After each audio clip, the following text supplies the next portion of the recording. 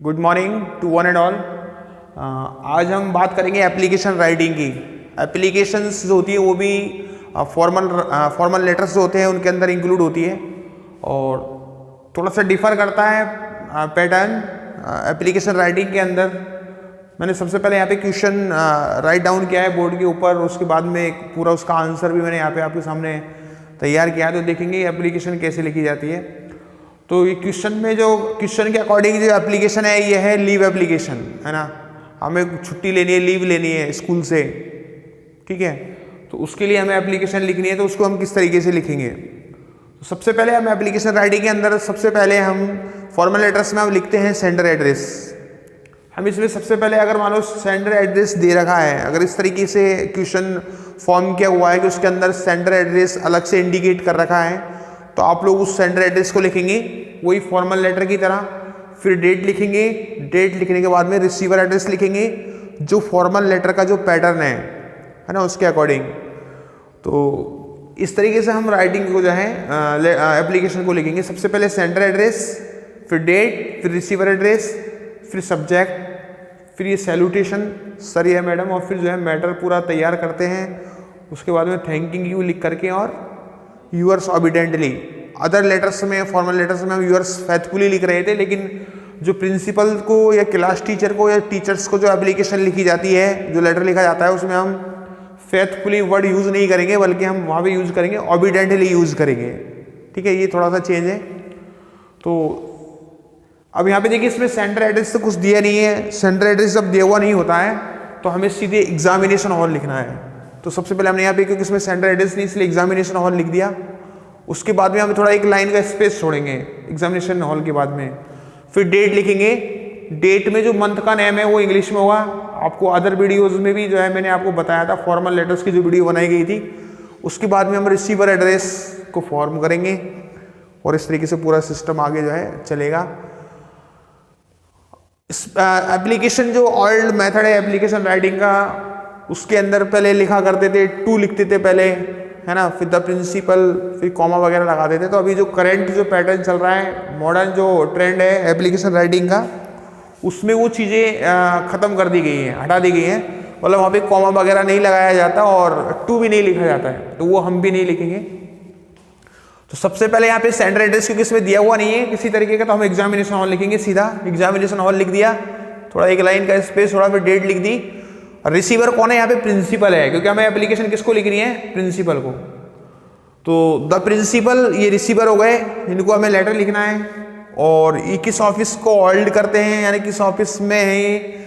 अब आपको receiver address बनाना बताया था मैंने फॉर्मल लेटर के अंदर। रिसीवर एड्रेस कैसे बनता है?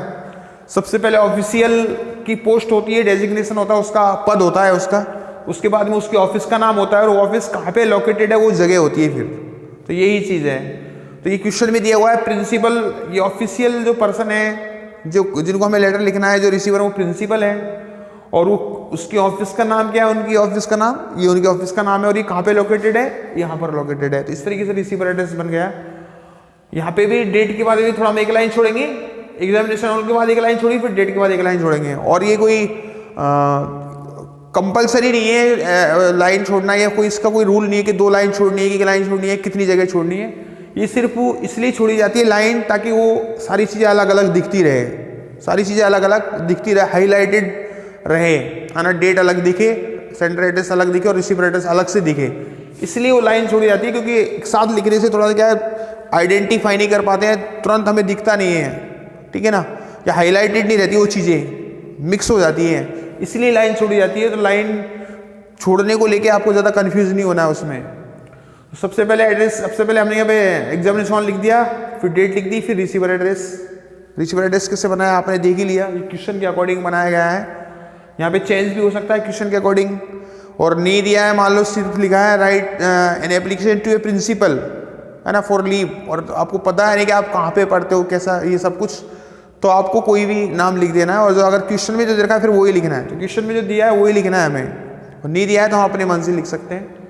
तो यहाँ रिसीवर एड्रेस बन गया। सब्जेक्ट में यहाँ पे एप्लीकेशन फॉर लीव, क्योंकि छुट्टी के लिए एप्लीकेशन लेनी है तो हमने वो लिख दिया।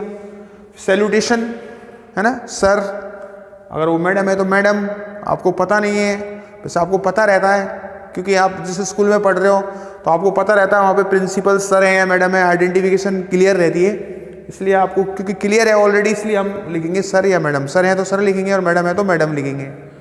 उसके बाद में जो ये कंटेंट है, कंटेंट तैयार करते हैं। तो कंटेंट कैसे तैयार करते हैं देखिए इस तरीके से, यहाँ पे in the reference of above subject, यानी जो ऊपर सब्जेक्ट लिखा है उसकी रेफरेंस में हम बात कर रहे हैं।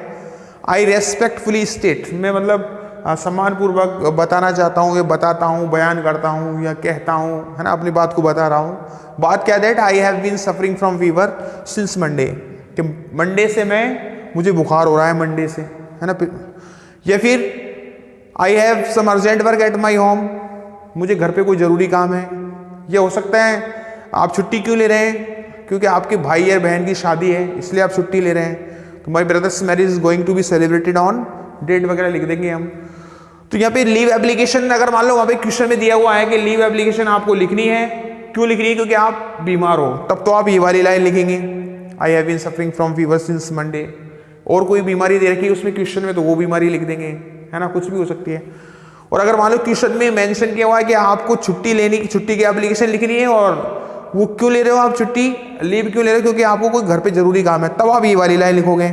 मैंने इसीलिए ऑब्लिक लगा रखा है। बीमारी के लिए, बीमारी की वजह से आप छुट्टी लेना चाहते हैं, लीव लेना चाहते हैं, तो वो वाली लाइन लिखेंगे। और अगर आप अर्जेंट वर्क होने की वजह से छुट्टी लेना चाहते हैं तो ये वाली लाइन लिखेंगे। और अगर क्वेश्चन में मेंशन कर रखा है कि आपके भाई या बहन या कजिन की किसी की शादी है, मैरिज है, फ्रेंड की किसी की भी, या फ्रेंड के भाई की, कोई भी हो सकता है, उनकी कोई शादी वगैरह है, मैरिज है, तब आप वो वाली लाइन लिखेंगे। और क्वेश्चन के अकॉर्डिंग भाई की है तो भाई की, और बहन की है तो बहन की, चेंज कर देंगे, सिस्टर ब्रदर जो भी है उसमें वो चेंज कर देंगे हम। तो इस तरीके से यहाँ पे तीनों जो रीजन है लीव लेने के, वो तीनों रीजंस मैंने एक ही क्वेश्चन के अंदर यहाँ पे कर दिया। आप इसको अलग अलग कर सकते हैं, है ना।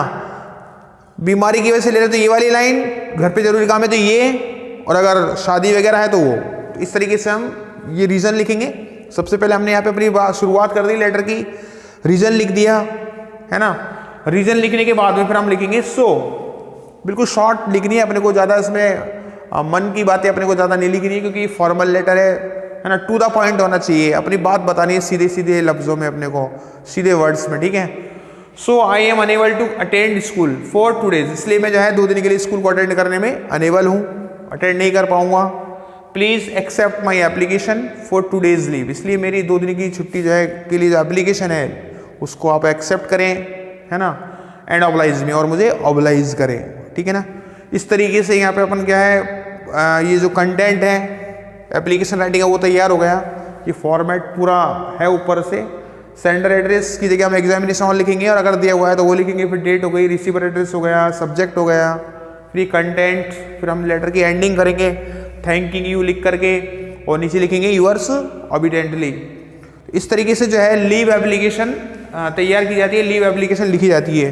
क्योंकि वहाँ पे नाम दिया हुआ है ना, आप राहुल हो या रश्मि हो, तो आप बॉयज़ जो है राहुल नाम लिख सकते हैं, और गर्ल्स जो है रश्मि नाम लिख सकती हैं। इस तरीके से यूअर्स ऑबिडेंटली राहुल या रश्मि, है ना।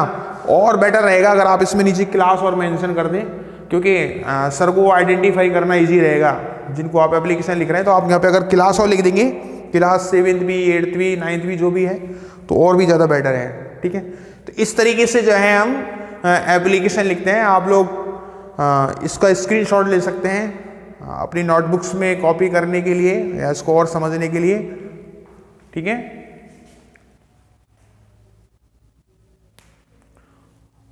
Okay, thank you and have a nice day.